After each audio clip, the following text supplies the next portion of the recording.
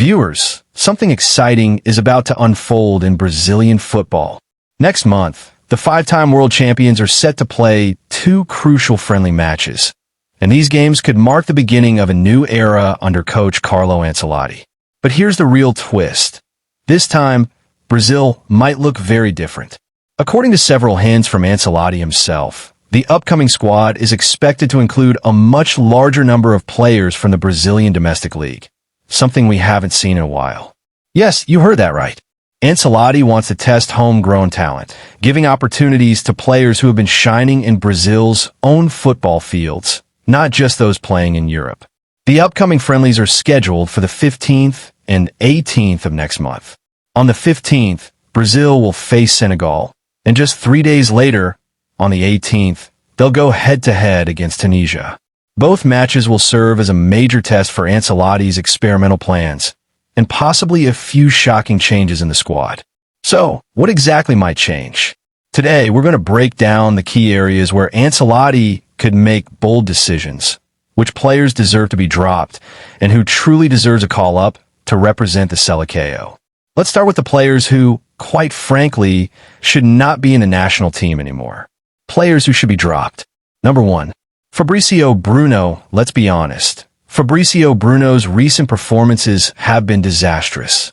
His last outing for Brazil was filled with costly errors, and not just accidental ones, but mistakes that showed a shocking lack of focus and awareness. In international football, there's no room for such carelessness. For a defender representing Brazil, these kinds of errors are simply unforgivable. His repeated blunders have cost Brazil defensive stability, and it's time for Ancelotti to make a tough decision. Fabrício Bruno must be dropped, plain and simple. Number 2. João Gomes and André now. Moving into the midfield, a zone that has always been Brazil's strength, but recently, it's looked very shaky. Two names stand out for the wrong reasons. João Gomes and André. Fans have been asking, why are these two still getting called up again and again despite showing no major improvement? Even under Dorival Jr., they were regular faces in the squad, yet their performances have been flat and uninspiring. Let's be clear, these are not bad players. They both have talent, but they simply haven't delivered when wearing the Brazil shirt. André was once seen as the next Case Moreau, but that potential seems to have faded. His move to Europe hasn't brought any real growth, and his recent displays have been lackluster at best. João Gomes, on the other hand, looks strong physically, but that's about it. There's no creativity, no vision, no spark. If we're being honest, Brazil can't afford to carry underperforming midfielders. Ancelotti needs energy, control, and creativity in that zone. And right now, these two are not providing any of it. Number 3. Joelinton. Let's talk about another name, Joelinton. Yes, he's a hard-working player, but is he really Brazil national team material? That's debatable. His club form may have looked solid at times, but at international level, he hasn't justified his place. His inclusion feels more like an experiment that didn't work. Brazil's midfield right now needs visionaries, players who could dictate tempo, not just run and tackle. And unfortunately, Joelinton hasn't shown that quality. So, Fabrício Bruno, André, João Gomes, and Joelinton. These are 4 players who, based on recent performances, should be left out of the next call-up. Now, let's move to the area that has caused Brazil the most headaches since the 2022 World Cup, the center-forward position. It's a spot that once belonged to legends like Ronaldo, Romario, and Bebeto, but now, it feels like a void no one can fill. And the man at the center of this discussion? Richarlison. Richarlison continues to get selected by Dorival Jr. and even now by Carlo Ancelotti. But his form has completely disappeared. At club level, he's struggling. And for Brazil, even worse. In fact, do you know when Richarlison last scored a goal for Brazil? It was back in the 2022 World Cup against South Korea. That's right. He hasn't scored a single goal for Brazil since then. Since that World Cup, he's played multiple matches, both as a starter and a substitute. Yet no goals, no assists, no impact. At this point, we have to ask, how many more chances does he deserve? For the sake of fairness and team progress, it's time for Brazil to move on. Richarlison has had his opportunities, plenty of them, but the results just aren't there. So, if Ancelotti is serious about building a strong team for 2026, Richarlison should be dropped from the national setup. Now comes the exciting part. Who should replace them?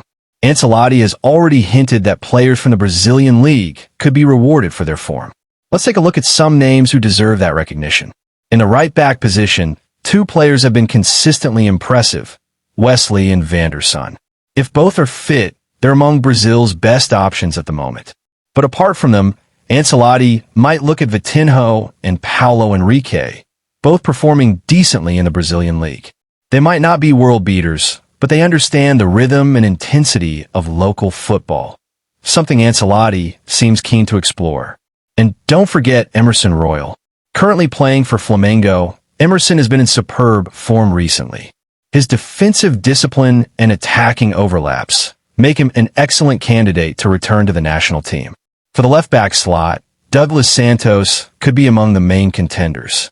Alongside him, Alex Sandro might also get another call-up, especially if Ancelotti sticks to his plan of favoring home-based players.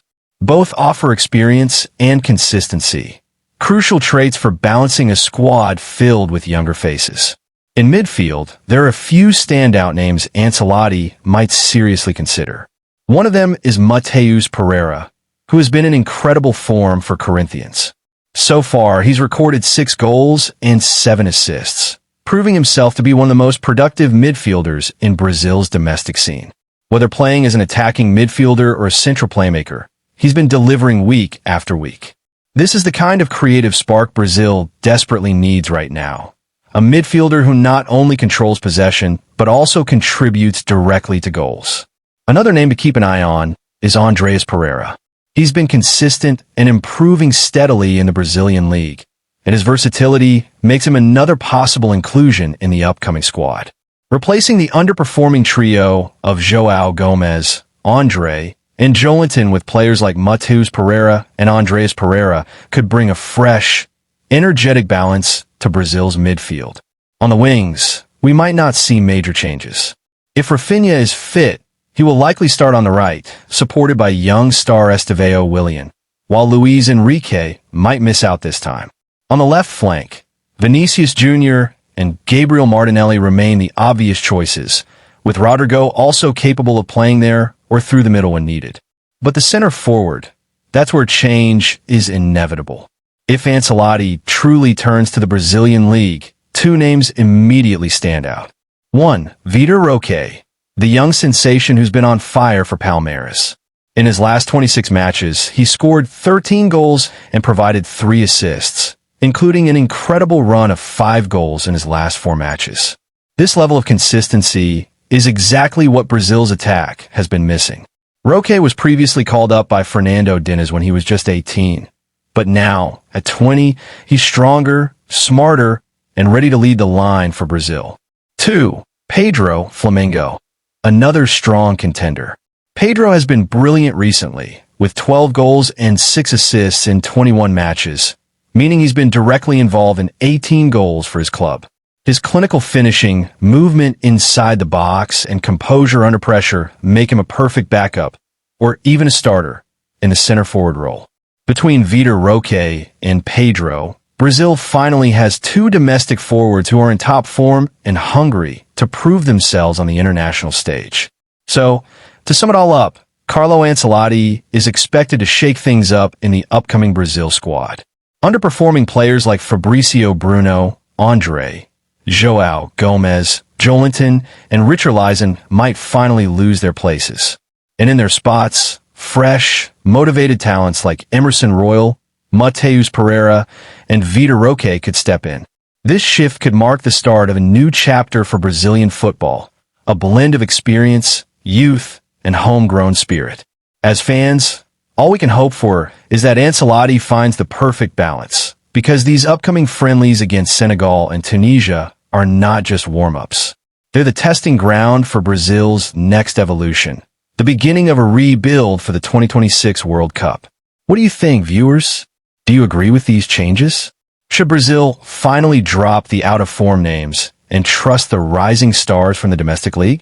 Share your thoughts in the comments below, and let's see who you think deserves to wear the yellow jersey next month. That's all for today's video. See you soon with more updates and analysis on Brazil's road to the 2026 World Cup.